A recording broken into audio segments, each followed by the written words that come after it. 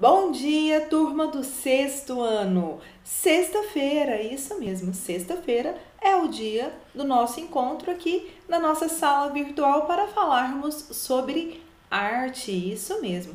Ontem, quinta-feira, nós tivemos aula de cidadania, moral e ética. Não basicamente uma aula, né? Ontem eu pedi para que vocês fizessem um trabalho com o tema solidariedade em tempos de pandemia. Tiveram alguns alunos que ficaram com dúvidas, né? Como fazer esse trabalho? Gente, o trabalho ele deve ser feito no seu caderno e eu quero que você fale primeiro, comece a falar sobre solidariedade, né? O que é solidariedade? Por que devemos ser solidários em situações difíceis, como essa que nós estamos vivendo aqui no mundo, né? Eu não ia falar Brasil, mas é no mundo, porque é uma pandemia.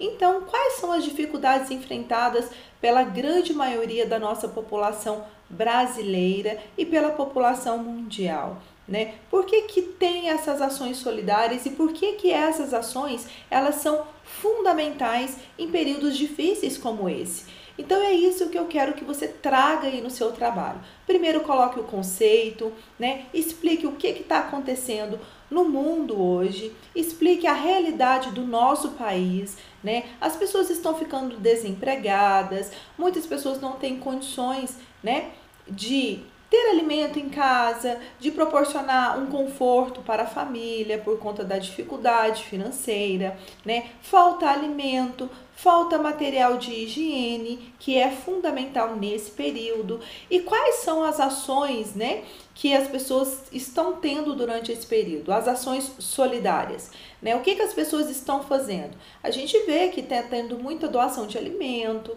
né, arrecadação de alimento, e para poder levar para essas famílias que estão passando dificuldades.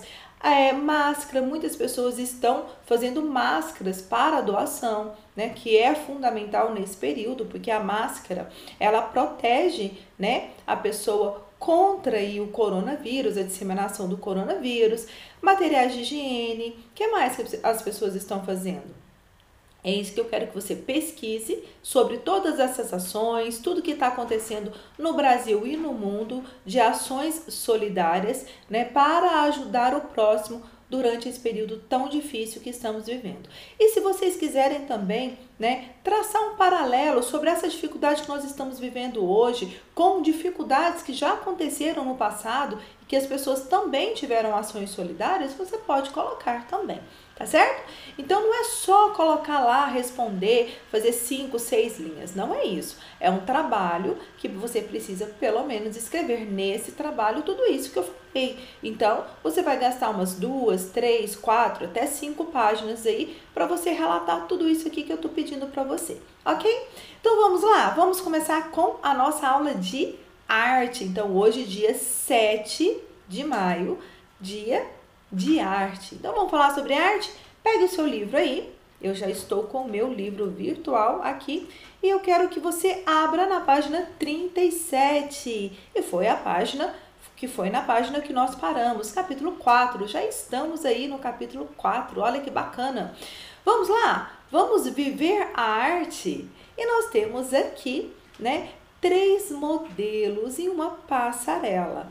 E o que você acha que isso quer dizer? Vamos lá? Será que a arte está muito relacionada com a moda? Será que a moda sofre influência da arte? Sim ou não? Vamos saber? Então vamos lá. Goya Lopes nasceu na Bahia e se formou na Escola de Belas Artes da Universidade Federal da Bahia. Quando voltou para Salvador, após estudar na Itália, onde se especializou em design, expressão e comunicação em design, e comunicação visual, criou a empresa Didara criou a empresa Didara para poder investir em seus projetos de designer têxtil, desenvolvendo desenhos, escolhendo tons e fazendo a arte final. O design têxtil é profissional que elabora projetos de estamparia, texturas e cores de tecidos para moda e decoração. O trabalho de Goya Lopes se inspira na cultura afro-brasileira, indígena e barroca, por meio de estampas desenvolvidas por ela, frutos de muitas pesquisas. Vamos continuar? Essas estampas são transformadas em roupas, bolsas, sacolas, chapéus, sapatos, colchas, entre outros produtos. As obras de Goya Lopes, usadas durante o dia a dia das pessoas, são mais um exemplo de arte que podemos ver no nosso cotidiano. E quando vestimos uma de suas criações, estamos vestindo todos os símbolos que a sua arte carrega. Podemos perceber que o trabalho da artista assume características de uma arte de natureza utilitária, cuja função seria, a princípio, de arte para o uso ou para alcançar alguma finalidade, como o próprio nome já sugere. Essa função foi atribuída à arte em alguns momentos da história. Por exemplo, na pré-história, na qual vimos que o homem realizava as pinturas e inscrições como forma de ritual, possivelmente para obter êxitos nas suas caçadas.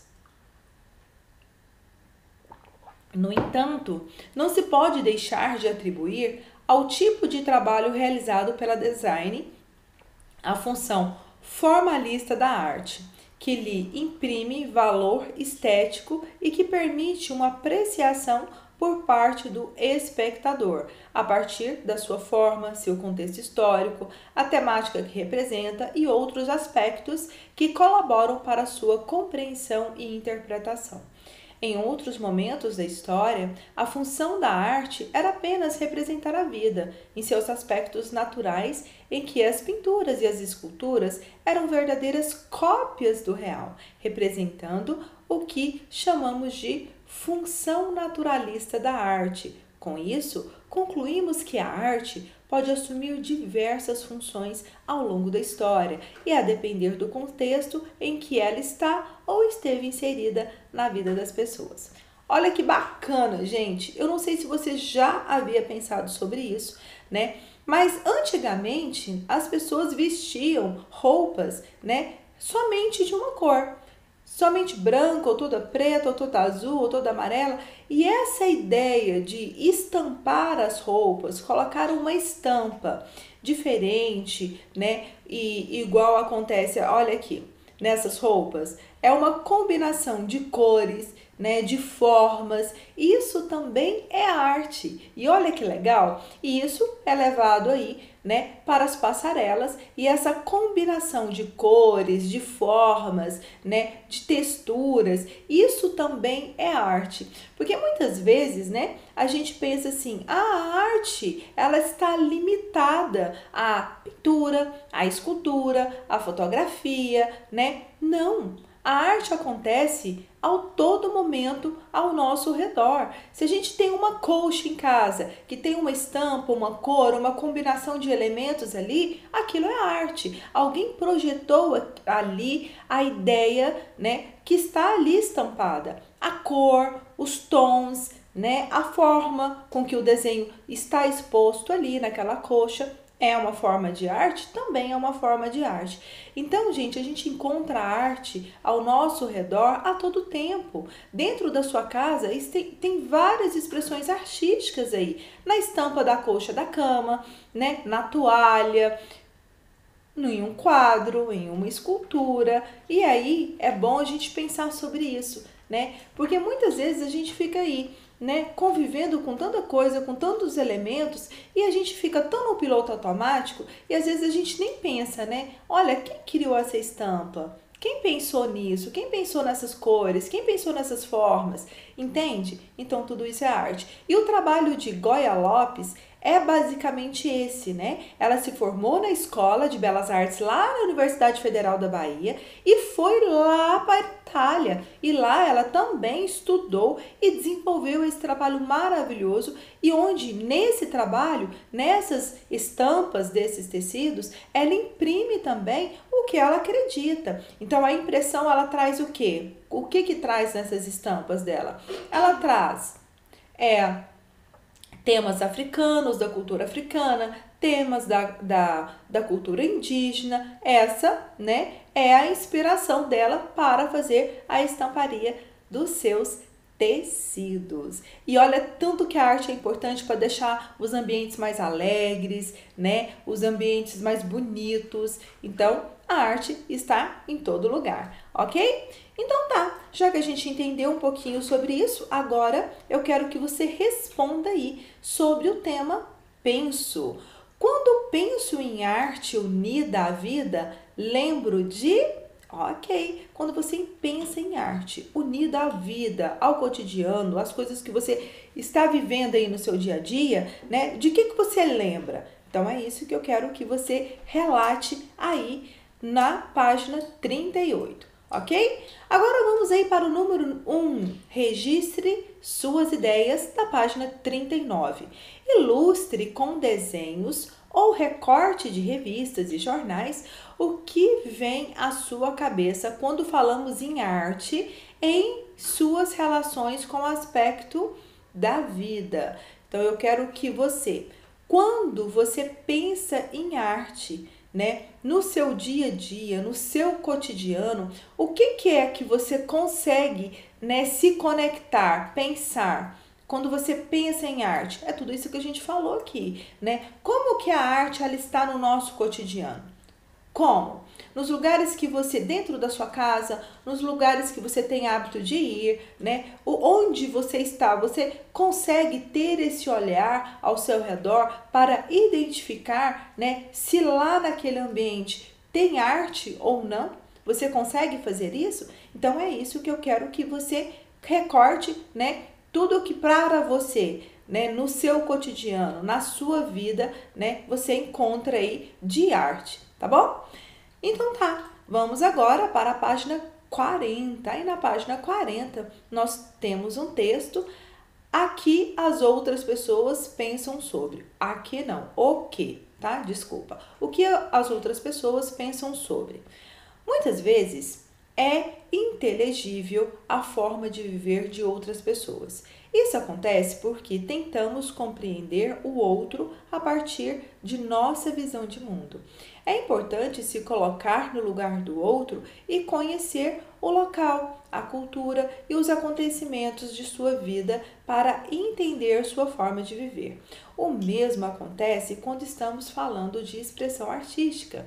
Muitos grupos não partilham a mesma noção de arte, pois a produção artística possui diferentes motivos e características. Por exemplo, em nossa cultura ocidental, eurocêntrica, é comum atribuirmos a arte a um papel de apreciação por parte de um espectador, em que a arte é mais uma possibilidade de profissão ou de entretenimento. Por outro lado, veremos nas próximas páginas que no Egito Antigo, na maioria de suas produções, não existia uma distinção entre o que era utilitário e o que era para a apreciação, assim como nas produções de Goya Lopes.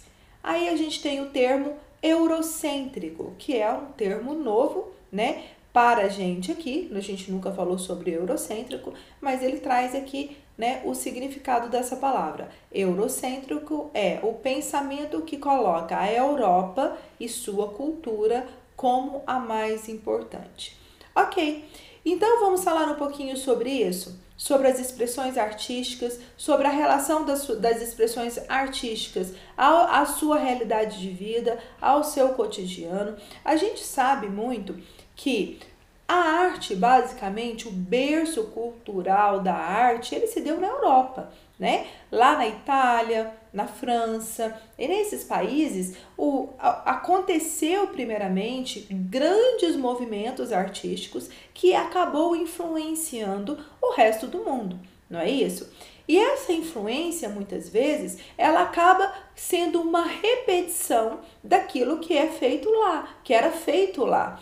Mas o que acontece? essa arte, ela começa a não fazer muito sentido para o artista, por quê? Porque a expressão artística é aquilo que o artista traz consigo, aquilo, o que ele vive no seu cotidiano, o que ele acredita, o que ele gosta, não é isso? E aí o que acontece? A gente começa a ter essa reflexão por parte dos artistas sobre a minha arte, ela tem que ter a minha identidade, ela tem que corresponder, né, ao que eu vivo, à minha realidade e nas coisas que eu acredito, né? Porque a arte, ela é uma forma de também de comunicação, principalmente. Então, muitas vezes ali na obra artística, o artista, ele quer trazer algum recado, né? Ele quer demonstrar para o público, para o espectador, as coisas que ele acredita, as coisas que são importantes, entende? Então aqui a Goya Lopes, ela faz exatamente isso.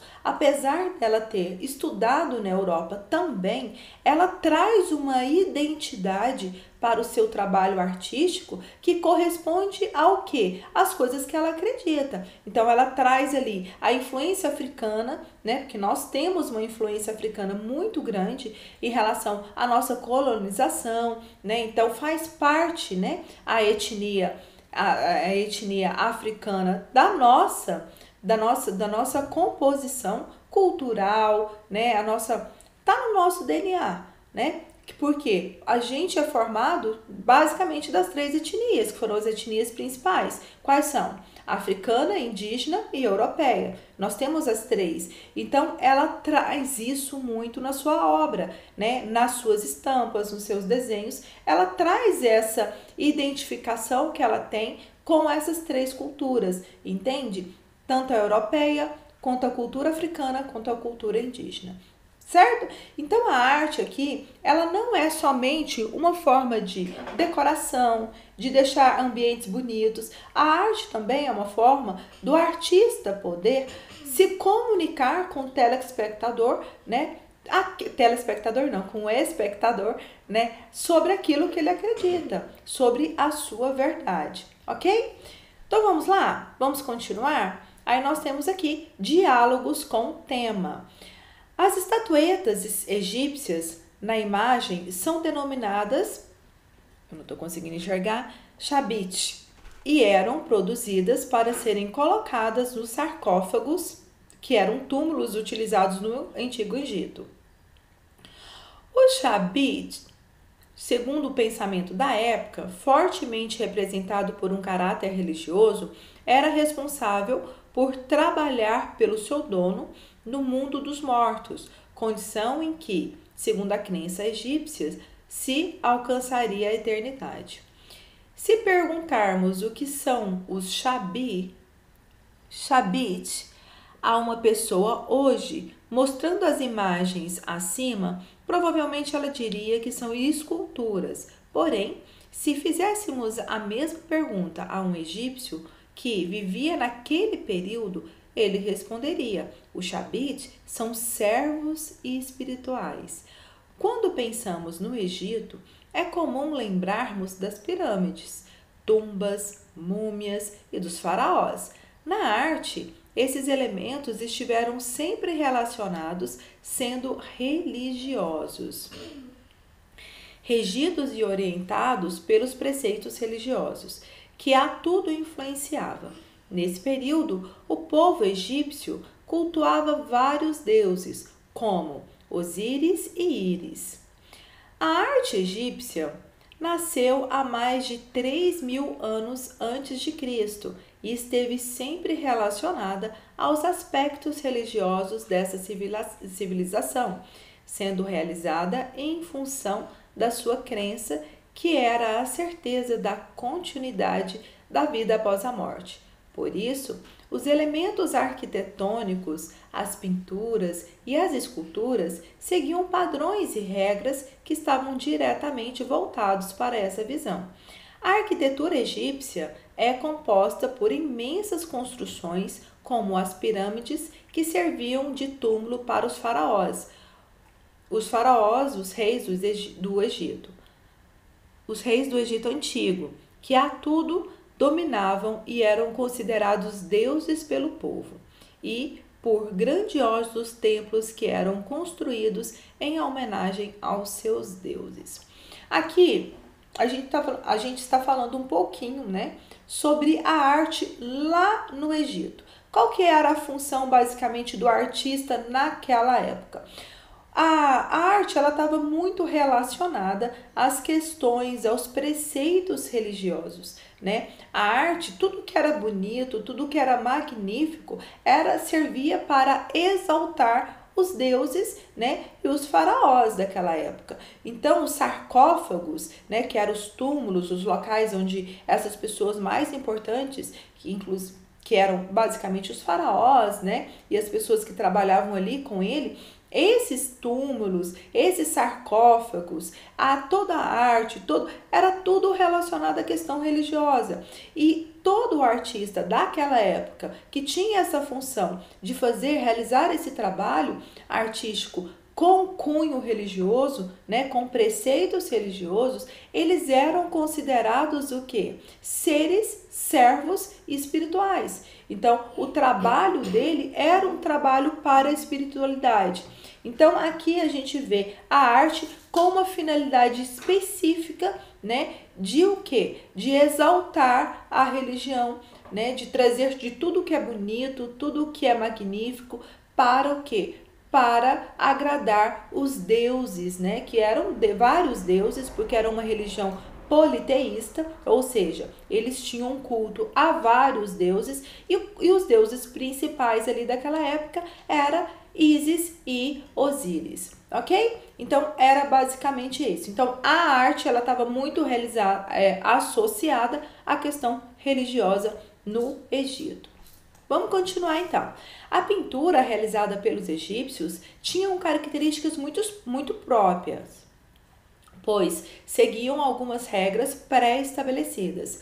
Uma delas, a regra da frontalidade, fazia com que o corpo das pessoas fosse sempre retrato como um tronco e um dos olhos voltados para o observador, ficando apenas a cabeça, as pernas e os pés representados de perfil. As pinturas eram utilizadas geralmente para decorar os túmulos egípcios. Também podemos destacar que a pintura dos egípcios não possuía perspectiva, não nos dá a impressão de profundidade e não relaciona a disposição dos elementos no espaço. E não existia uma relação de proporcionalidade com as figuras representadas, como podemos observar na pintura abaixo. Os dedos, por exemplo, são todos do mesmo tamanho. A escultura tinha grande importância para os egípcios. Devido à crença na vida após a morte, os egípcios... Devido à crença na vida após a morte, os egípcios, além de mumificarem os corpos dos mortos para que fossem preservados, também se utilizava de esculturas que reproduziam seu corpo com o máximo de detalhes. De acordo com a crença egípcia, esse novo corpo servia para abrigar sua alma após a morte. Assim como na representação dos mortos, todas as outras esculturas também deveriam representar as características físicas das pessoas e ainda a sua condição social. Hoje, além de ter diferente estrutura física, o Egito é uma república e a religião predominante é a muçulmana. Então aqui, gente, a gente tem aqui, né, foi o que eu falei anteriormente, a arte sempre ligada à questão religiosa. Então eles acreditavam que tinha uma vida após a morte e que eles tinham que preparar, né, um corpo, um túmulo, uma semelhança ao corpo daquela pessoa. Para quê? Para que quando ela morresse, ela conseguisse voltar ali, né, para o seu túmulo, conseguisse ficar ali no seu túmulo. Então ali tudo era feito de ouro, tudo era bonito, né? Tudo, por quê? Porque ela acreditava que era ali que a alma ficaria, né, após a morte. Então a relação com a arte a pintura, a escultura, tudo que era artístico naquela época estava voltado para a religião, tá bom? Vamos lá? Vamos continuar? Então agora, número 1. A partir dos tópicos abaixo, pesquise em outras fontes sobre a história do Egito Antigo e ilustre, com desenhos, cada elemento que você encontrou em sua pesquisa. Não se esqueça de escrever ao lado do desenho que outros elementos você descobriu sobre os egípcios e o que mais lhe chamou a atenção. Aí você pode desenhar pirâmides, tumbas, múmias e outras descobertas. Então, é para colar a foto? Não. Você vai desenhar tudo que você encontrar aí de referência artística no Antigo Egito. É claro que você também vai buscar outras fontes. Aqui ele te dá alguma sugestão, né? Algumas sugestões que são as pirâmides, as tumbas, as múmias, mas eu quero que você também coloque outras coisas que você encontrar aí na sua pesquisa, ok? Então tá. Vamos para a página 44. Deixa eu diminuir aqui um pouquinho. Ok. Página 44. Deixa eu arrumar. Página 44. Ainda falando do Antigo Egito, tá? A partir do que discutimos nos capítulos anteriores e neste, por que a resposta de uma pessoa dos dias atuais seria diferente da resposta de um egípcio contemporâneo do Egito Antigo sobre os Chabit? Então, eu quero que você responda. Por que você acha que a resposta seria diferente, né? A resposta de um egípcio contemporâneo e um egípcio antigo. O egípcio antigo, ele tem uma noção, né, mais amplificada de como era naquela época, né? De como as coisas aconteciam naquela época. Então, quando mostra um chabit para uma pessoa, ali basicamente vai ser para ela uma simples escultura, mas para uma pessoa que conhece, né, que viveu, que conhece como era a questão religiosa da época, né, o que aquilo, qual era o significado daquilo, ele vai saber explicar exatamente o que era um chabit. Então vamos lá. Então espera que um egípcio contemporâneo, ele conheça um pouquinho da sua história, né? Porque é como a nossa história aqui. A gente não estuda história do Brasil? Mas basicamente, né, as pessoas, para elas, aquilo ali hoje não tem, né, nenhuma associação com a sua realidade atual. Então, por isso que um egípcio contemporâneo, ele chamaria simplesmente de uma escultura, tá bom?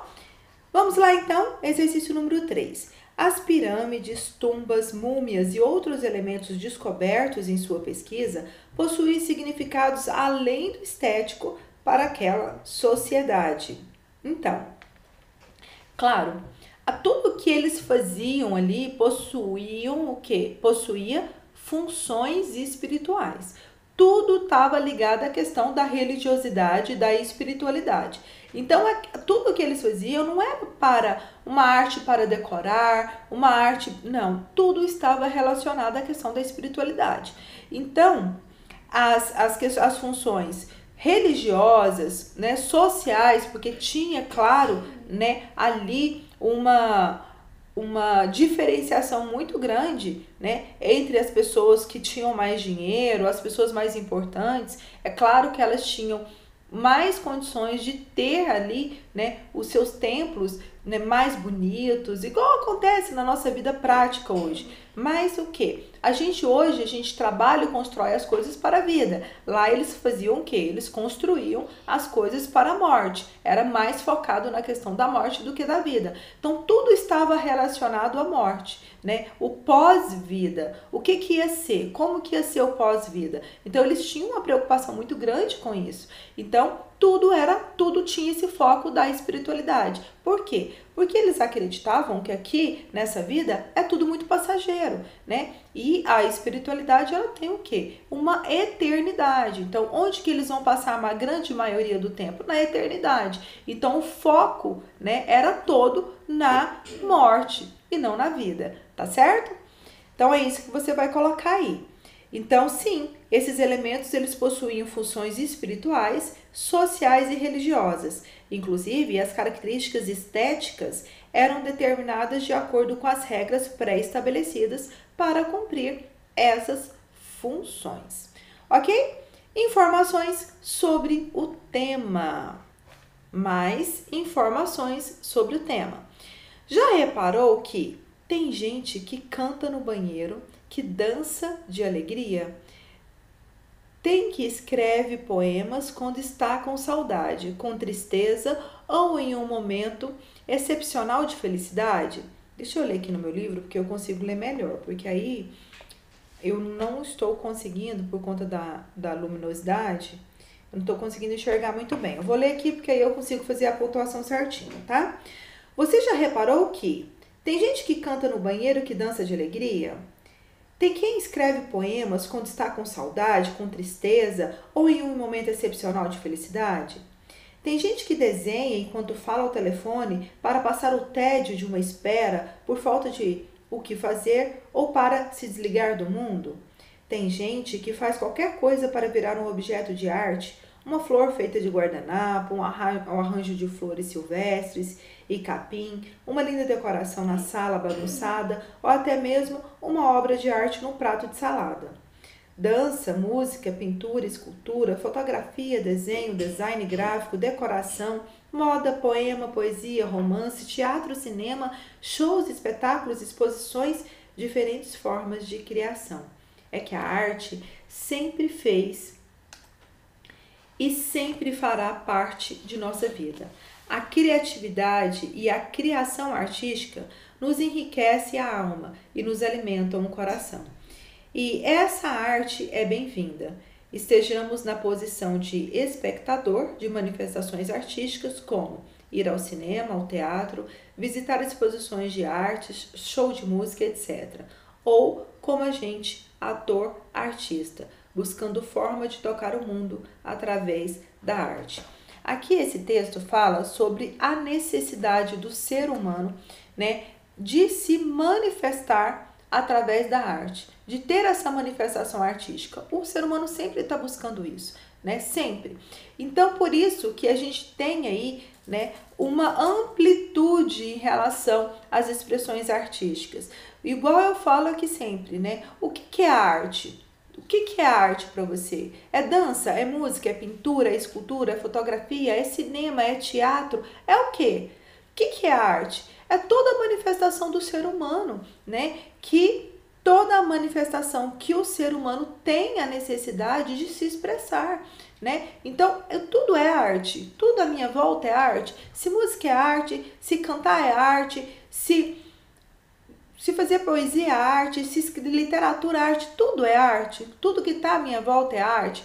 Quase tudo é arte. Quase tudo é manifestação artística. E o ser humano, ele precisa disso, né? Está intrínseco no ser humano a necessidade da arte, da manifestação artística.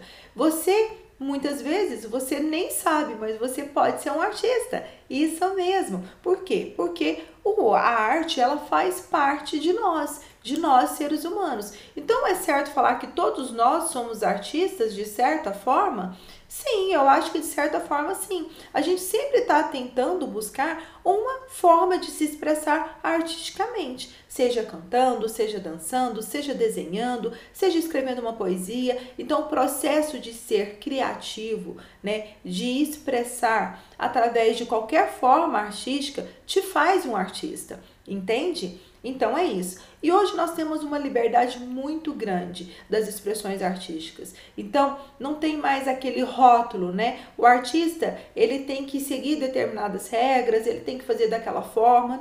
Não tem mais isso. Hoje o artista ele tem uma total liberdade de se expressar artisticamente, né, da forma que lhe convém, da forma que é sentido. Então, quase tudo é arte. Então, pode ser que você se expresse artisticamente e nem sabe, né, e nem tá sabendo, ok? Então, eu quero que você entenda o seguinte: a arte, ela faz parte da gente.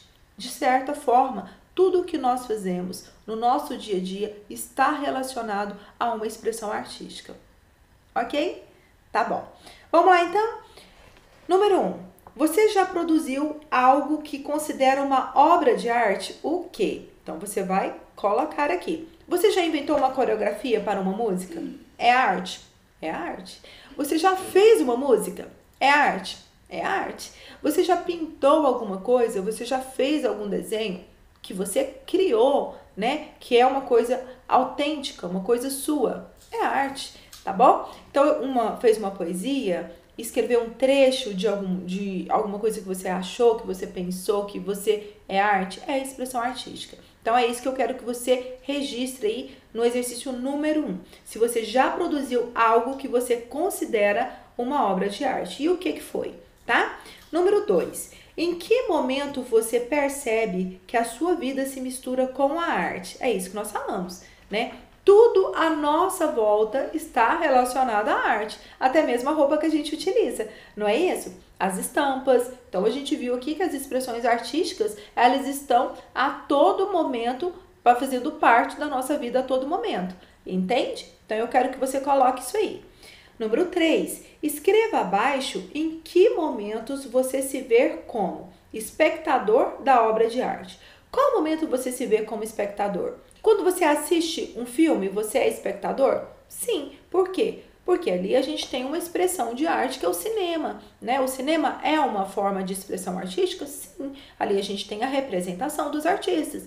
Então, é uma expressão de arte, uma forma artística? É. E você ali sentado assistindo, você é o quê? Você é o espectador da arte. Quando você vai ao teatro, da mesma forma. Quando você vai a uma exposição de arte, da mesma forma. Quando você escuta uma música, da mesma forma. Então, eu quero que você coloque aí em que momentos você se sente o espectador da obra de arte, tá bom?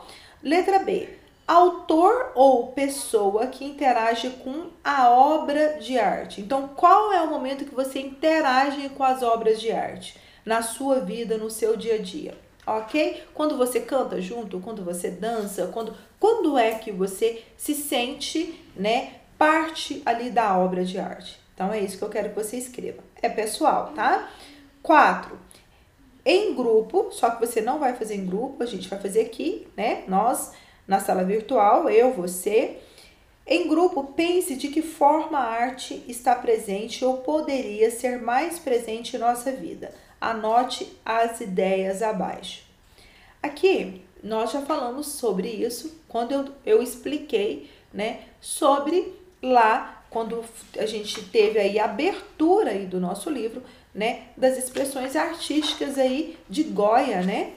Então, ali a gente conseguiu perceber o tanto que a arte, ela faz parte, né, da nossa vida, o quanto que a arte, ela está presente, né, na nossa casa, no nosso cotidiano, no nosso dia a dia. Então, e são coisas que muitas vezes passa batido, passa desapercebido. Você já pensou algum dia que a estampa da roupa que você usa, ela é uma obra de arte?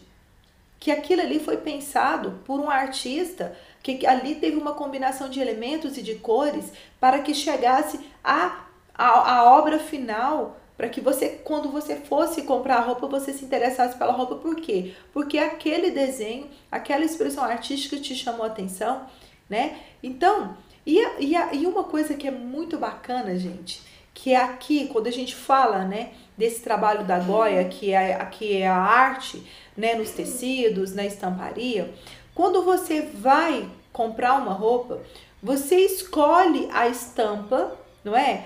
Que faz mais parte do seu gosto. As cores, as formas, a combinação. Ah, eu gosto mais do azul, então eu vou pegar uma estampa que tem mais azul, né? Ah, eu gosto dessas formas geométricas, então eu vou pegar uma estampa parecida com essa. Entende? Então, como que a arte, ela se relaciona com você. Como? Entende? O tanto que isso é bacana, né? E o tanto que isso passa desapercebido na nossa vida, que a gente não percebe, né? No nosso dia a dia, nas nossas roupas, no nosso cotidiano, o tanto que a arte está inserida em tudo, em quase tudo que a gente faz. Então é isso que eu quero que você escreva aí. Vamos agora para a página 46. Página 46.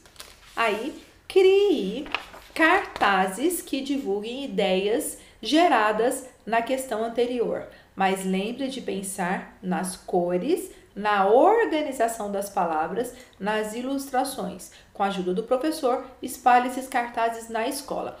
Esse cartaz você vai fazer de forma virtual. Você vai utilizar. Eu já dei uma sugestão de um aplicativo muito bacana que você consegue fazer muita coisa com ele, que é o PicArts, né? Esse você consegue fazer muita coisa, mas se você prefere usar outro aplicativo, você pode usar. Tem vários apps aí disponíveis hoje que você pode montar muito material digital legal, bacana, e a gente vai utilizar muito isso aqui na forma virtual. Então, a gente não vai fazer um cartaz aqui de uma forma real, espalhar na escola, a gente não vai fazer isso. Eu quero que vocês elaborem esses cartazes, né? Pode ser mais de um, porque aqui falou crie cartazes e divulgue ideias geradas na questão anterior, mas lembre de pensar nas cores. Então, eu quero que você crie um cartaz aí com formas, com estampas, com cores. Então, é isso que eu quero que você crie, tá? Pode ser mais de um? Pode, mas não esqueça de colocar em cada cartaz que você criar, embaixo lá, como se fosse uma obra mesmo de arte, um quadro, o artista não vai lá no cantinho, não assina o nome dele. Eu quero que você coloque o seu nome e a sua turma, tá? Porque nós vamos fazer uma exposição no final do ano de todos esses trabalhos que foram produzidos aqui na nossa sala virtual. Vai ser uma exposição virtual, eu acho que eu já falei aqui com vocês, e não vai ser uma exposição somente da turma do sexto. Nós vamos fazer uma exposição de todas as turmas aí dos anos finais do Max College. Então vai ter o sexto, o sétimo, o oitavo e o nono. E eu espero que a sua obra, que as suas obras, né, estejam também lá na exposição. As obras, as melhores obras, as obras mais bem trabalhadas, são as obras que vão ser expostas lá na nossa exposição do ano, tá? Então vamos lá. Repensando, vamos criar estampas cheias de significados, assim como as de Goya Lopes. Vamos lá? Então vamos lá, ó, vamos criar estampas cheias de significados, assim como as de Goya Lopes? Vamos lá? Material, você vai precisar de tinta de tecido, uma camiseta, cartolina e papelão, esponja e clips. Gente, aqui ele ensina você a fazer uma estampa, né, em uma camiseta. Então, o que você vai precisar? De tinta de tecido, porque é a tinta que vai fixar, né, no tecido aí da sua camiseta. A camiseta, a cartolina para você fazer os moldes, né? A esponja, que vai ser para você pintar, e os clipes para você fixar os moldes. Então, vamos lá? Pense nas características da cultura do seu estado. Comida, celebração, costume, cores. Crie desenhos para ilustrar. Então, você vai ter uma liberdade de criar o desenho que você quiser. Ok. Passe alguns desses desenhos para uma cartolina e depois recorte fazendo moldes vazados. Então, o que você vai fazer? Você vai pegar esse desenho, né, que você pensou, vai desenhar lá no papelão ou na cartolina. A cartolina, eu acho que é um papel muito mole para a gente fazer um molde, né? Eu acho que um papel mais firme, se você tiver um papel mais firme, seria melhor. Então, você vai desenhar o que você sentir, ter vontade para você fazer o molde. O molde é vazado, ou seja, você vai pegar um pedaço de papelão, você quer desenhar nesse molde um coração, então você vai desenhar um coração e você vai cortar o coração, né? Aí você vai fazer vai ficar somente lá o buraco com o coração. O que você vai fazer depois? Você vai colocar esse molde em cima da roupa e vai pintar. Quando você passa a tinta nele, ou vai ficar a estampa exatamente daquele molde lá que você fez, né? Daquela imagem que você quis. Aí você vai escolher a cor que você tiver aí, né? Aí tem muita gente que vai falar assim, Max, eu não tenho aqui em casa tinta de tecido, né? Eu não tenho alguns elementos aí que são necessários para fazer isso. Gente, esse trabalho de estamparia, ele não é obrigatório. Então, você tem a liberdade para fazer ou não, tá? Então, se você não tiver o material necessário, você não precisa fazer. Mas se tiver, é bacana que você faça, porque tudo que você aprende, né, é legal, porque você vai ter um contato aí direto. Pensa você usar uma camiseta, né, que foi feita por você, que foi estampada por você. É muito legal isso, não é? Então, se você tiver a oportunidade, faça. Aí tem o passo número 2, né? Você vai passar esses desenhos para a cartolina, depois recorte fazendo molde vazados. Número 3, coloque um pedaço de papelão dentro da camiseta. Então, é por baixo, né? Por dentro da camiseta, que tá a camiseta, você vai colocar por dentro dela. Dentro da camiseta, você vai prender com clips, que é para esticar bem o tecido, né? Para ficar esticado e firme no local, para evitar que a tinta ultrapasse para o outro lado. Então, o papelão por baixo, ele serve para quê? Para proteger o fundo do tecido, né? Para não vazar aquilo que você estiver pintando. Colocou o papelão, prendeu com clips, esticou direitinho em cima do papelão, aí você coloca o molde e aí você vai pintar. Aí, coloque o molde sobre a camiseta e utilizando a tinta de tecido e a esponja, pinte a área recortada. Espere 2 dias para a tinta secar e lave a camiseta. Agora, com a ajuda do professor, organize um desfile de moda na sua escola. Como a nossa disciplina ela está 100% virtual, nós não vamos organizar esse desfile. Que pena, né? Mas, se você realmente quis fazer a proposta e você fez a sua camiseta lá estampada, eu quero que você tire uma foto, né? Porque esse material também pode fazer parte lá da nossa exposição artística, tá bom? Então, se você conseguiu, eu vou conseguir porque eu tenho tinta de tecido aqui. Eu sei que vai aparecer uma pergunta assim, Max, eu vi que aqui a gente utiliza uma esponja, né? Pode ser uma esponja de lavar louça, essa esponja aí, você vai molhar ela na tinta e pintar. Mas tem muita gente que fala assim, Max, mas eu tenho um pincel em casa, eu posso utilizar o pincel no lugar da esponja? Pode utilizar também o pincel se você tiver, tá bom? A esponja é uma das opções, mas o pincel também pode ser utilizado. Ok? Certo? Então, vamos aí para a próxima página, que é a página 47. Com a ajuda de dicionários, livros e da internet, registre em seu caderno o significado das palavras. Aí, você vai registrar no seu caderno, tá? Aí, tem gente que vai falar assim, Max, mas tem espaço suficiente? Não tem. Tá? Somente uma linha para falar de cotidiano, você acha que é o suficiente? Não é. Então, você vai escrever, você vai copiar, não é só colocar o significado, você vai copiar o exercício número 1, até mesmo para a gente saber do que se trata, né? Então, você sempre tem que partir do pressuposto seguinte, naquele momento, você tá ali fazendo, você sabe o que é, mas depois se você pegar o seu caderno, você vai se lembrar o que era aquilo? Então, você vai copiar o enunciado do exercício. Então, número 1, com a ajuda de dicionários, livros e da internet, registre em seu caderno o significado das palavras. Quais são as palavras? Cotidiano, inteligível, apreciação e utilitária. Ok? Essas são as 5 ou 4 palavras. 4 palavras que você irá pesquisar e escrever no seu caderno. Vivenciando o tema. Bora lá, vamos ler. Percebemos como a arte está inteiramente ligada à vida das pessoas, por meio de suas mais variadas formas de expressão, objetos de uso pessoal, representação de um povo e seus aspectos religiosos, sociais e históricos. Refletimos também sobre a nossa capacidade e possibilidade de assumir em diversos momentos da vida o papel de artista, quando cantamos, dançamos, representamos, mesmo que de uma forma natural e intuitiva. No teatro, por exemplo, existe um importante representante que mostrou por meio de seu trabalho e do seu método que criou com o público de um espetáculo, pode assumir o papel do agente criador. Diretor, autor e teórico Augusto Pinto Boal, que nasceu em 1931 e faleceu em 2009, ele nasceu no Rio de Janeiro. Ele escrevia sobre a sua prática, tornando-se uma referência do teatro brasileiro. seu método, o teatro do oprimido, que lhe deu o reconhecimento internacional e firmou o teatro como uma ferramenta de transformação e de inclusão social. Os espetáculos que dirigia, em alguns dos quais também era o autor do texto, trazia ao público temas políticos e sociais, onde todos eram convidados a refletir sobre a transformar a realidade à sua volta. Boal chamava-se as pessoas de plateia, de espectator, pois acreditava que todos os seres humanos observavam como fazem os espectadores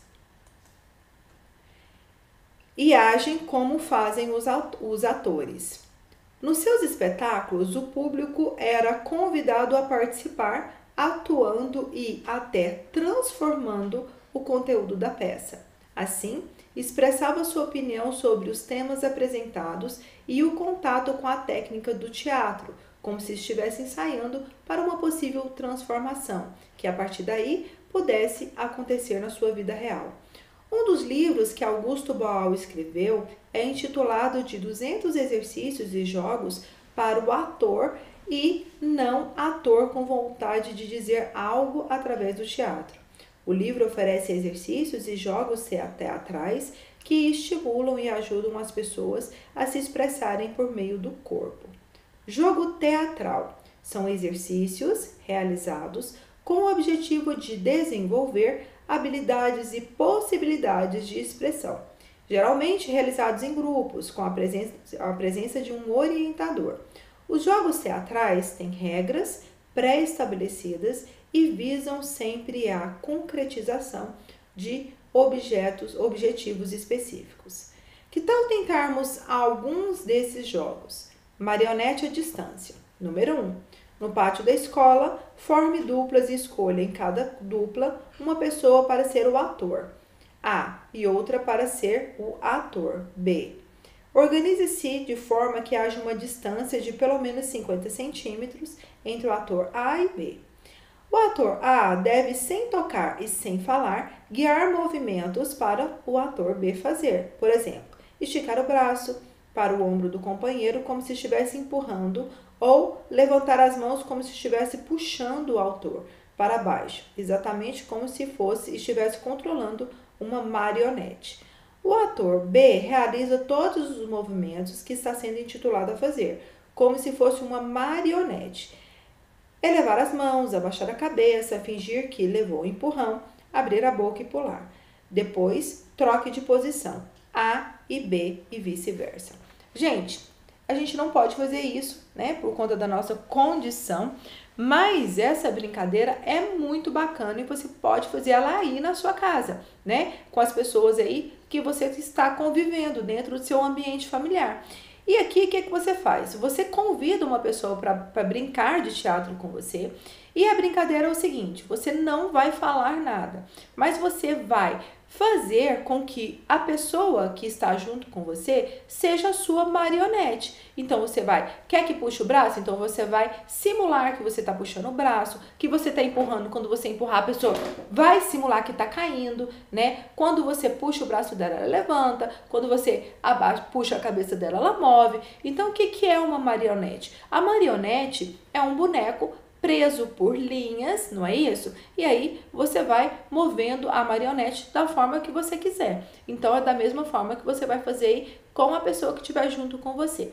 Você precisa registrar isso e me mandar por meio de vídeo? Não precisa, tá? Você vai fazer isso só para você desenvolver uma habilidade artística, né? Que é o teatro. O teatro é uma manifestação artística que muitas vezes faz parte do nosso dia a dia. Você sabia que na nossa sociedade é muito difícil uma pessoa se expressar de forma autêntica, de ser ela mesma? A gente está sempre querendo ser o que a sociedade espera da gente. E de certa forma, a gente é um artista na vida real, não é? A gente sempre está tá? Porque muitas vezes, eu não posso agir aqui nesse local da maneira que eu sou, da maneira que eu gostaria, né? Porque muitas vezes tem as regras sociais, né, que te controla. Então é como se você fosse uma marionete no mundo. Por quê? Porque as regras, as determinações, as ações que não são muito adequadas para aquele lugar, para aquele momento, né, ela te condiciona a ser sim uma marionete, um ator nos dias atuais. Então, você se sente assim? Você se sente uma marionete das condições, das regras? Porque muitas vezes você está num local, você não consegue ser você mesmo, você não consegue ser autêntico? Sim ou não? Eu quero que, em vez de você fazer esse trabalho aqui, que você escreva sobre isso. Então, escreva aí no seu caderno. No seu dia a dia, você se considera um ator do teatro da vida? Aí eu quero saber que sim ou não. Você consegue ser autêntico no seu dia a dia ou não? O que te controla?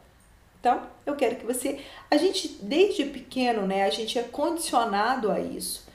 Sempre quando a gente começa, a mãe fica falando pra gente assim, não pode fazer isso, aqui não pode gritar, aqui não pode correr, ali você não pode subir, não é isso? Que são as normas que a mãe vai criando para quê? Para proteger a criança. Então, a gente já cresce com essas limitações, né? A gente não pode fazer o que quer. Então, a gente se acostuma com isso. Aí, a gente começa a ter um contato na sociedade, fora do ambiente familiar. Aí, na escola. Na escola você não pode gritar, né? Você muitas vezes não pode se posicionar, muitas vezes você não pode fazer o que você quer fazer. Por quê? Porque existem regras de comportamentos que você tem que ter dentro da escola. E as regras, elas são importantes ou não? Pensa se você não tivesse regra. A gente estuda isso muito em cidadania, moral e ética, né? Por que existem as regras? Para que as pessoas consigam conviver bem umas com as outras. Se a gente pudesse expressar sempre tudo que a gente... eu tô com vontade de gritar agora na sala, e você vai e solta um grito. O que você acha disso? Seria legal ou não? As regras que condicionam o seu comportamento, elas são importantes ou não? É isso que você vai escrever aí pra mim, certo? Então, gente, beijo grande. A nossa aula encerra aqui. Você que teve problema com o trabalho sobre solidariedade, refaça da forma que eu falei, tá bom? Faça direitinho, não é só uma página, não são só 5 linhas. Você vai escrever realmente o conceito de solidariedade e é tudo aquilo que eu falei lá no inicinho da aula, tá bom? Beijo grande, te encontro na próxima semana, na quinta e na sexta-feira, que são os dias que nós estamos aqui juntos na nossa sala. Não esqueça de registrar toda a sua tarefa, tirar foto de tudo que você fizer e me enviar. Gente, muito cuidado na hora de tirar a foto, tá? Tira uma foto mais próxima que eu consiga realmente ler o que você está escrevendo. Eu não quero só saber se você fez, eu quero saber como você fez. Então, limpe a câmera também, porque muitas vezes vem foto embaçada, eu não consigo ler as respostas. Então, limpe a câmera do seu celular, tire a foto mais próxima e me envie, tá bom? Não esqueça, a sua nota depende de tudo aquilo que você faz no nosso dia a dia aqui, tá? De tudo que eu passo, todas as atividades, todos os trabalhos, tudo isso vai compor a sua nota. Então, é muito importante que você tenha disciplina, tenha responsabilidade e tenha compromisso, certo? E para você que está no ensino híbrido, não está no 100% online, está no híbrido. Eu vou para a escola todos os dias pela manhã e assisto a aula à tarde. A nossa disciplina, ela é 100% online. O que significa? Que toda a matéria dada de casa, na sala, tudo que a gente faz tem que ser registrado e enviado para mim. Certo? Beijo grande e até próxima semana. Tchau, tchau, gente!